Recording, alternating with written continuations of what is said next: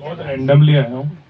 पार्थ मेरा दोस्त है, तो इसकी वजह से मैंने पूछा सामने से, मैं बोला मैं आ सकता हूँ क्या? तो he said आ जा, बैठते हैं पीछे, अगर टाइम स्लॉट अवेलेबल होगा तो मौका मिल जाएगा। तो मैं ज़्यादातर गुजराती में लिखता हूँ, तो हिंदी में इतना ज़्यादा मेरा टच नहीं है। रिसेंटली 1 मई गुजरात स्थापना दिवस गयो, राइट? तो we completed about 66 years Gujarat સ્થાપના દિવસ થયો એના પછી સાયન્ટિફિકલી ગુજરાતનું કોન્ટ્રીબ્યુશન, રાજકીય ધોરણે ગુજરાતનું કોન્ટ્રીબ્યુશન જોવું હોય તો તમે 2-3 મેજર પર્સનાલિટી જોઈ શકો. એક આદી પર્સનાલિટી છે મોહનદાસ કરમચંદ ગાંધી, બીજી પર્સનાલિટી છે સરદાર વલ્લભભાઈ પટેલ. સાયન્ટિફિક લેવલ પર જેટલા બી કોન્ટ્રીબ્યુશન્સ છે એમાં 2 મેજર પર્સનાલિટી છે. એક તો Homi Jehangir Bhabha, is also Gujarati guy, and Vikram Ambalal Sarabhai, again Calico કંપનીના માલિક હતા, એના દીકરા હતા.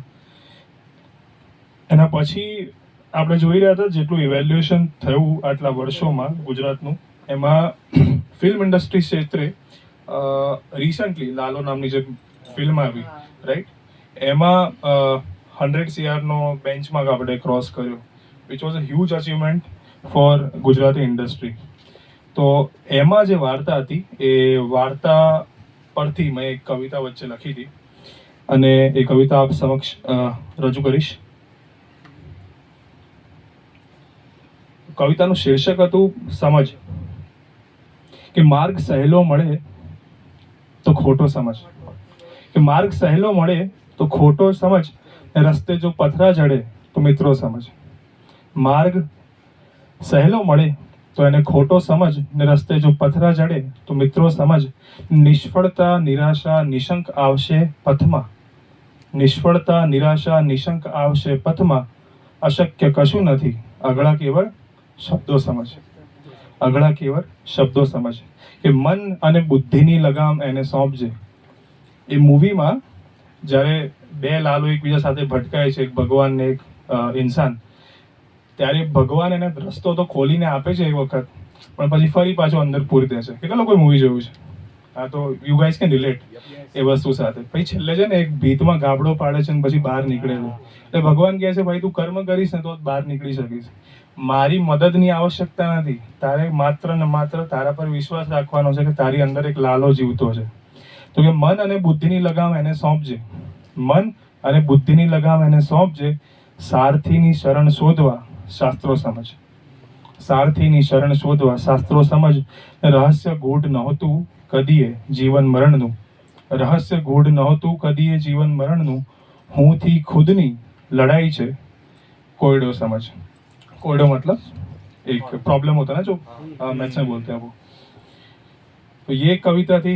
दूसरी मरीज साहब के लोगों को सामने मरीज साहब को सुना है? हाँ कई कई बार वेरी अनफॉर्चुनेट कि कोई मरीज साहब માટે આંગળી ઊંચી નથી કરતું. તો મરીજ સાહેબનો એક શેર છે કે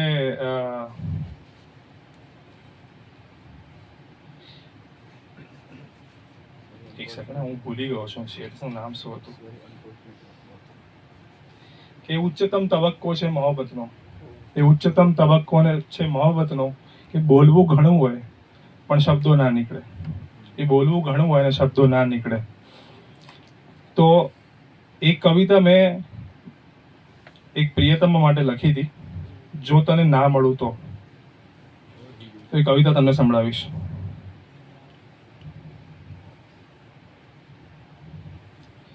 કે નદીના કાંઠે જાઓ અને પગ ભીના કર્યા વગર પાછા આવો, કે નદીના કાંઠે જાઓ અને પગ ભીના કર્યા વગર પાછા આવો. કે પર્વતને ખેડવા જાઓ ને સૂરજને ડૂબતો ના જુઓ. નદીના કાંઠે જાઓ અને પગ ભીના કર્યા વગર પાછા આવો, ને પર્વત ખેડવા જાઓ અને સૂરજને ડૂબતો ના જુઓ. બસ એવું થાય છે જ્યારે તને ના મળું તો, બસ એવું કંઈક થાય છે જો તને ના મળું તો. કે ટ્રેનની મુસાફરી કરું ને ક્યાં પહોંચીશ એની જાણ ના હોય, ટ્રેનની મુસાફરી કરું ને ક્યાં પહોંચીશ એની જાણ ના હોય. ને જેમ મંદિર જવું અને શું માંગવાનું હોય યાદ ના આવતું હોય, ને મંદિર જવું ને શું માંગવાનું હોય યાદ ના આવતું હોય. હા બસ એવું જ થાય છે જો તને ના મળું તો. કે આમ બેઠો હોઉં ભરપેટ જમીને છતાંય ભૂખ ના સંતોષાય, આમ બેઠો હોઉં ભરપેટ જમીને પણ ભૂખ ના સંતોષાય. ને તરસ લાગી હોય ગળું સુકાતું હોય પણ પાણીથી કાંઈ ના થાય, ને તરસ લાગી હોય ગળું સુકાતું હોય પણ પાણીથી કાંઈ ના થાય. 100% 100% આવું જ થાય છે. જો તને ના મળું તો લાગે છે આમ રોજિંદુ જીવી રહ્યો છું. તને ના મળું તો લાગે છે આમ રોજિંદુ જીવી રહ્યો છું, કે વિના પેટ્રોલની આ જિંદગીના સ્કૂટરને ધક્કો મારી રહ્યો છું, કે વિના પેટ્રોલની આ જિંદગીમાં સ્કૂટરને ધક્કો મારી રહ્યો છું. એવું જ થાય છે જો તને ના મળું તો. પણ જો તું એમ કહીશ તને મળીશ, તો એટલું સાંભળીને હું ઝૂમી ઉઠીશ. તું કહીશ કે તને મળીશ તો એટલું સાંભળીને હું ઝૂમી ઉઠીશ. ને તું કહે કે મને લેવા આવજે, તો હું આળસ છોડીને વહેલો ઉઠીશ. આમ પણ આપણને વહેલા ઉઠવાની ટેવ ના હોય, એટલે આળસ છોડીને વહેલો ઉઠવાની ટેવ પડી જાય અગર પ્રિયતમા આપણને બોલાવે તો. ને તું મને મળવા આવીશ તો આ બેતાલે ધડકતું હૃદય તાલમાં ધડકશે. તું મને મળવા આવીશ તો આ બેતાલે ધડકતું હૃદય તાલમાં ધડકશે. ને આમ ગુમસુમ થયેલું મન ખુલ્લું થઈને તારા નામના ગીતો ગાશે. તારા આવવાની સાથે જ જાણે આજુબાજુમાં સુગંધ પ્રસરે છે. એ તારા આવવાની સાથે જ જાણે આજુબાજુમાં સુગંધ પ્રસરે છે. તારા સ્પર્શ માત્રથી લાગણીનું આ મસ્ત ઝાપટું વરસે છે. તો તું આવ મને મળવા રોજ. Thank you.